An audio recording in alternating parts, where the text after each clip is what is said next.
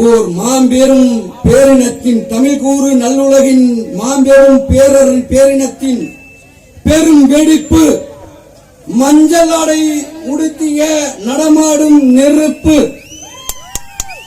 மூன்றெழுத்து மந்திரம், சமநீதியார், சமூக போராளி, சமத்துவ புரட்சியாளர் அன்பு அண்ணன் KKS அவர்கள் தலைமையில் நடைபெறும் முத்திரையனுடைய அரசியல் அதிகாரத்தை மீட்பதற்காக இங்கே நடைபெற்றுக் கொண்டிருக்கின்ற பாராளுமன்ற மீட்பு அரசியல் போர், அந்த அரசியல் போருக்கு வருகை தந்துள்ள என் தாய் குலங்களையும் பெரியோரையும் இளைஞர்களையும் மாணவர்களையும் மற்றும் இங்கே எங்களுடன் தோளோடு தோள் கொடுத்து இந்த மாநாட்டிற்கான அனைத்து பணிகளையும் செய்த இந்த கட்சியின் அனைத்து தொண்டர்களுக்கும், இந்த மாநாட்டிற்காக பணி செய்து கொண்டிருக்கக்கூடிய ஒளி மேடை மற்றும் இந்த மாநாட்டிற்கு அனுமதி வழங்கி பாதுகாப்பு நல்கிக் கொண்டிருக்கக்கூடிய காவல்துறை அனைவருக்கும் நன்றியையும் வணக்கத்தையும் தெரிவித்து உரையை துவங்குவது சமநீதியாரின் அன்பு தம்பி எழிலரசு இளங்கீரன். இங்கே கொடுக்கப்பட்டுள்ள மாநாட்டில் கொடுக்கப்பட்டுள்ள தலைப்பு தமிழர் தேசியம் வெல்லும் தமிழர் தேசிய கட்சியால் தான். தமிழர் தேசம் கட்சி எப்படி இந்த தமிழ் தேசியத்தை வென்றெடுக்கும்? இன்று தமிழ் தேசியம் என்று கூறியவுடன் இங்கு பல்வேறு நபர்கள் கதை சொல்லிக் கொண்டிருக்கிறார்கள், குடியரசியல் நடத்தி கொண்டிருக்கிறார்கள். இங்கே இருக்கக்கூடியவர்கள் நான் தான் முதல்வனாவேன் என்று தெரிவித்துக் கொண்டிருக்கிறார்கள். அனைத்தும் மடைமாற்று வேலை. இங்கே இந்திய சுதந்திர இந்தியாவில் 75 ஆண்டுகளுக்கு மேல் இருக்கக்கூடிய இந்தியாவில் தமிழகத்தில் இங்கு புறையோடி இருக்கக்கூடிய ஒரு மாபெரும் பிரச்சனை என்றால் சாதியம். அந்த சாதியத்தை நீக்கி அங்கே இருக்கக்கூடிய மனிதன் இழிவுபடுத்த எது தடையாக இருந்தாலும் அதனை அழித்து ஒழித்து அதனை அப்புறப்படுத்தி இங்கே அனைவரையும் சரிநிகர் சமானமாக மாற்ற வேண்டும் என்று இங்கே களமாடிக்கொண்டிருக்கிறார் எங்களது சமநீதியார். இப்படிப்பட்ட சூழலில் இங்கே இருக்கக்கூடிய தமிழ் தேசியமாக இருக்கட்டும், திராவிட மாடலாக இருக்கட்டும், இந்திய தேசியமாக இருக்கட்டும், யாராக இருந்தாலும் இங்கே இருப்பவர்கள் இங்கே உள்ள சிக்கலை தீர்ப்பதற்கு சமூக நீதியை பேசுபவர்களாக இருக்கட்டும், யாராக இருந்தாலும் அதற்கான தீர்வை சொல்லியிருக்கிறார்களா என்றால் இல்லை. இந்திய அரசியல் சாசனத்தின் வாயிலாக, இந்திய அரசியல் சாசனத்தினுடைய திருத்தத்தின் வாயிலாக இங்கே உள்ள ஏற்றத்தாழ்வை, குடியின் ஏற்றத்தாழ்வை, சாதியின் ஏற்றத்தாழ்வை, மக்களின் ஏற்றத்தாழ்வை, ஊர் தெரு சேரித்தெரு என்று இருக்கக்கூடிய 2 தெருக்களையும் ஒன்றாக இருக்கக்கூடிய சமச்சீரை இதுவரை அரசியல் சாசனமோ, அரசியல் சாசனத்தை இயற்றியவர்களோ, அரசியல் சாசனத்தை நடத்துபவர்களோ சரி செய்திருக்கிறார்களா என்றால் இல்லை. அதற்காக ஒரு தீர்வை கொண்டு வந்தார்கள், அதுதான் இடஒதுக்கீடு. அந்த இடஒதுக்கீடு மூலியமாக யாராவது இங்கே சரிநிகர் சமானமாக நடத்தப்பட்டிருக்கிறார்களா? இப்ப பிசி இடஒதுக்கீடுல பிசி, எம்பிசி, எஸ்சி, எஸ்சி என்கின்ற பிரிவுகள் இருக்கின்றன.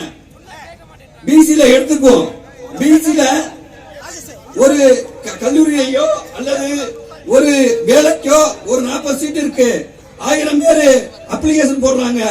அப்படி அப்ளிகேஷன் போட்டிருக்கும் போது அந்த பிரிவில் இருக்கக்கூடிய 32 சாதி இருக்குன்னு வைக்கீங்க. ஒரு பிரிவுல அந்த பட்டியல்ல அது எம்பிசியா இருக்கட்டும், பிசியா இருக்கட்டும், ஒரு 38 சாதியில 40 சாதி இருக்குது, 40 சீட்டு, 1000 பேர் அப்ளிகேஷன் போட்டிருக்காங்க. அப்போ 40 சீட்டுங்கும் போது ஒரு சாதிக்கும் ஒரு சீட்டு கொடுக்கணுமா வேணாமா? ஆனால் இங்க இருக்கக்கூடிய இடஒதுக்கீடு முறைகள் ஒரு குறிப்பிட்ட சாதிக்கு, ஒரு குறிப்பிட்ட சமூகத்திற்கு ஏற்கனவே வேலை வாய்ப்பில், ஏற்கனவே கல்வியில், ஏற்கனவே அதிகாரத்தில் இருப்பவர்களுடைய சாதிதான் அங்கே முன்னுக்கு வருகிறதையுடைய அனைத்து நிலை நபர்களும் வருவதில்லை. குதிரை வண்ணனாக இருக்கட்டும், மன்னராக இருக்கட்டும், இங்க இருக்கக்கூடிய மூப்பனாக இருக்கட்டும், மூப்பராக இருக்கட்டும், யாருக்கு இங்க சீட்டு கிடைக்கிறது என்றால் காலங்காலமாக வாழ்வாதாரமாக இங்கே அதிகாரத்தில் இருக்கக்கூடியவர்களுக்கு தான் கிடைக்கின்றது.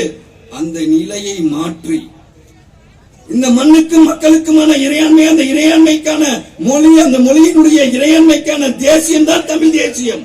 அந்த தமிழ் தேசியத்தில் மக்கள் அனைவரும் சரிநிகர் சமானமாக இருத்தல் வேண்டும். ஆனால் இந்த இடஒதுக்கீடு மக்கள் அனைவரையும் சரிநிகர் சமானமாக ஆக்கியுள்ளதா? இல்லை. இப்போ எஸ்சி, கூடுதலா எஸ்சில பொருளாதார அடிப்படையில ஏழை எளியோருக்கான வாய்ப்பு அப்படின்னு கொடுத்திருக்காங்க. அப்படி பார்த்தாலும் அதில் ஆட்சி அதிகாரத்தில் உள்ளவர்கள் தான் இங்க இடம்பெறுவார்கள் ஒழிய அடித்தட்டு மக்களுக்கு அந்த பலன் போய் சேராது. சரிப்பா, பேசிட்டீங்க. இடஒதுக்கீடு அரசியல் சாசனம் 13 பேர் 11 பேர் 12 பேர் இருந்து அதை வரையேற்றினாங்க. அதன் பிறகு பல்வேறு திருத்தங்கள் மூலியமாக அரசியல் சாசனம் இந்த நாட்டை ஆண்டு கொண்டிருக்கிறது. இப்போ மக்களை சரிநிகர் சமானமாக, அனைவரையும் சரிநிகர் சமானமாக ஆக்க வேண்டும் என்றால் என்ன செய்ய வேண்டும் என்று கேட்டால், எங்கள் சமநீதியா சமத்துவ புரட்சியாளர்களுடைய சிந்தனையில் பூத்த நெருப்பு சம பங்கீடு தான் இதற்கு தீர்வு. எப்போ சம பங்கீடு மூலமாக அளிக்கப்படுகிறதோ அதுதான் தீர்வு. எனவே சமநீதியாரினுடைய சிந்தனையில் பூத்த நெருப்பான சம பங்கீடின் வழியாகத்தான் தமிழ் தேசியத்தை மலர வைக்க முடியும். தமிழ் தேசியம் வெல்லும். சம பங்கீடு அளித்தால்தான் எத்தனை சமூகம் இருக்கிறதோ அத்தனை சமூகத்துக்கான நீதியும் சமூக நீதியும் சரியாக போய் சென்றடையும். இப்போ ஒரே ஒரு வேலை இருக்குது. அந்த வேலைக்கு 100 பேர் அப்ளிகேஷன் போடுறாங்க. அந்த பிரிவுல இருக்கக்கூடியதுல 30 சாதி இருக்குதுன்னா 10 முறையும் ஒரே சாதிக்கு தான் போயிருக்கும். ரோஸ்டர் சிஸ்டம் ஒன்று இருக்கிறது, அதை கடைபிடிப்பதில்லை. ஆனால் இடப்பங்கீட்டு வழியாக இங்கே இருக்கக்கூடியவர்களுக்கு பலன் அளிக்கப்பட்டால், ஒரு முறை ஒரு சாதியில் இருந்து ஒருவர் வந்துட்டார்னா அடுத்த முறை அந்த சாதி கிடையாது, அடுத்த முறை எங்கள் சாதியை கொடு அப்படின்னு நம்ம கேட்கலாம். எனவேதான் இங்கே இருக்கக்கூடிய இவர்கள் கூவிக்கொண்டிருப்பது போல் தமிழ் தேசியம், நான் அரசு வேலை, ஆடு மாடு மேய்க்கிறவர்கள அரசு வேலை வாங்கி தருவேன் அப்படின்னு சொல்றது தமிழ் தேசியம் அல்ல.